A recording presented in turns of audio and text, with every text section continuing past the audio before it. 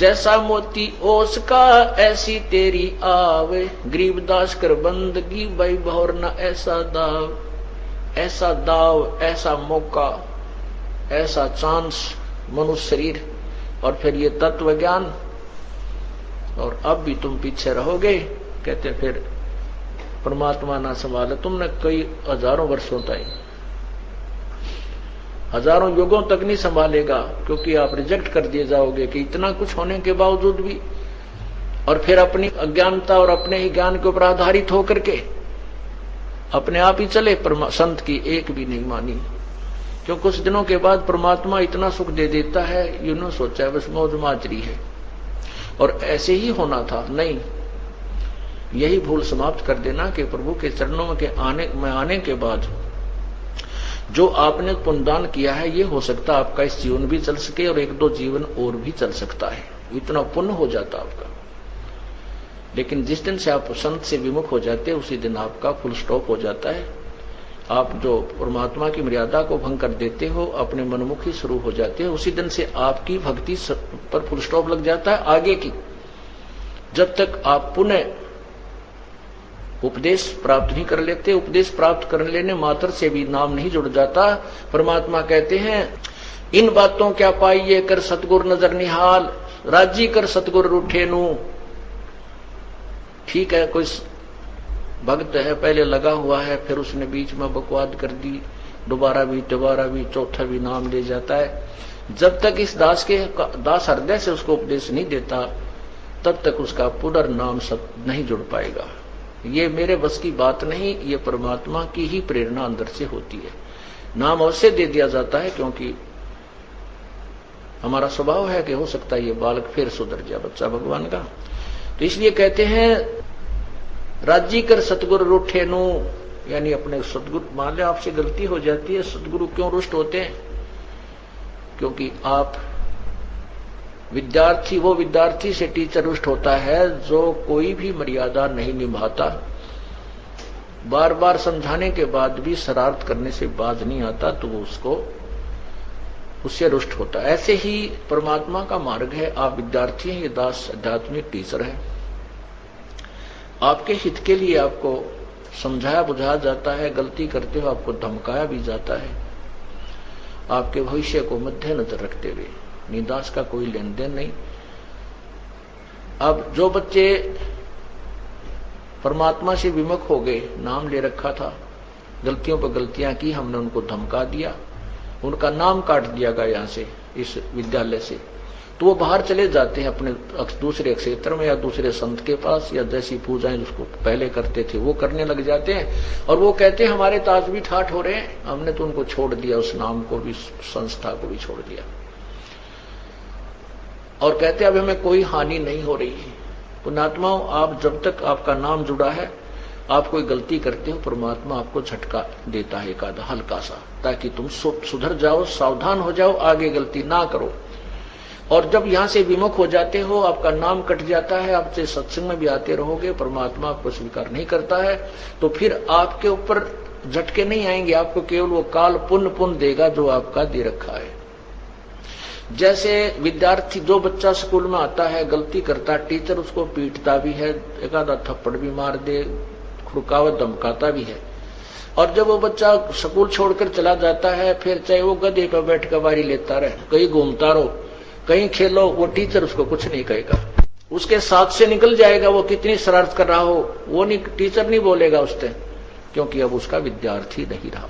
इसी प्रकार जो अनजान व्यक्ति यहां से चले गए, उनको पूर्व जन्म की जो यहां रहते हुए और इस जन्म में भी जो पुण्य किए, भक्ति की, वो काल उनको अवश्य देगा, और उसके कारण वो ठाठ करते नजर आएंगे, और हो सकता है इस जीवन में कोई हानि भी ना हो, क्योंकि उनको पीटेगा नहीं अध्यापक, क्योंकि वो अब विद्यार्थी नहीं रहे और अपना जीवन बर्बाद कर रहे हैं। फिर मजदूर लगेंगे जो विद्यार्थी विद्यालय छोड़कर चले जाते हैं टीचर के धमकाने खुरकाने से, तो वो सफल नहीं हुआ करते।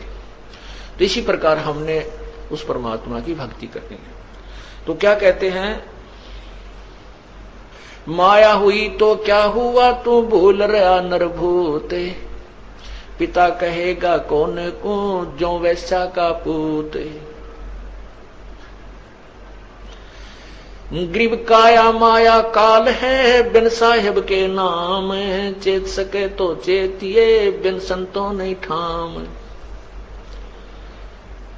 काया ये शरीर और ये संपत्ति, ये माया, ये दोनों ही काल समझ लेना। यदि तूने पूर्ण परमात्मा की भक्ति इस काया रूपी काल से और माया रूपी काल से यदि परमात्मा की भक्ति नहीं की, उसका सदुपयोग नहीं किया, तो दोनों ही काल हैं ये तेरे जी के झाड़ बन जाएंगे। अब जैसे ये शरीर रूपी, शरीर को, काया को काल क्यों कहा? यदि हम इस शरीर के द्वारा भगवान की भक्ति नहीं करते हैं, सेवा नहीं करते हैं, दान नहीं करते हैं, तो बाकी क्या करते हैं? सारे काल के जाल में रहने के ही कार्य करते हैं। झूठ बोलते हैं, चोरी करते हैं, ठगी करते हैं, या पेट भरने का धंधा ही करते हैं। और माया काल क्यों कहा? यदि इसको सदुपयोग नहीं करते हैं, भगवान के धर्म धार्मिक कार्यों में नहीं लगाते हैं, तो ये माया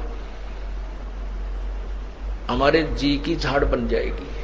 क्योंकि इस माया से हम संपत्ति गणी बनावांगे, मरते समय संपत्ति याद रहेगी, कदे बेटे खराब कर दें, ये बालक रह गए, कदे संभाल ना सकें, और वहीं जन्म हो जाएगा, और उन्हीं का किताब बैल या कोई और पशु पक्षी बनकर वहीं घूमते रहेंगे। तो क्या कहते हैं? काया माया काल है, बिन साहेब के नाम, साहेब मन परमेश्वर, और चेत सके तो चेतिए, बिन संतों नहीं ठामे। तत्व यानी परम संत के बिना कितना ठिकाना नहीं है। अगर चेत सके तो चेतना, समझना है तो समझ जाए इस संकेत को।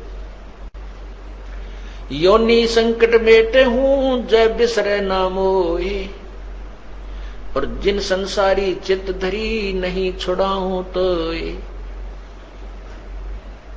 अब परमात्मा कहते हैं कि तेरे इस जन्म मरण के झंझट को मिटा दूंगा यदि तू मुझे नहीं भूलेगा। मुझे भूलने का तात्पर्य है मेरे द्वारा दिए गए इस ज्ञान पर दृढ़ रहेगा और ये भक्ति करता रहेगा, तो फिर मैं तुझे काल के जाल से छुड़वा लूंगा। और जिन संसारी चित्त धरी, जिन्होंने वही संसारिक अपने ही विचारों पर आधारित रहे, कहते फिर नहीं छुड़ाऊंगा, फिर नहीं छुड़ाऊं तो है। ग्रीव योनि संकट मेट हूं, जय बिसरे नहीं मोहे, जिन संसारी चित्त धरी, नहीं छुड़ाऊं तो।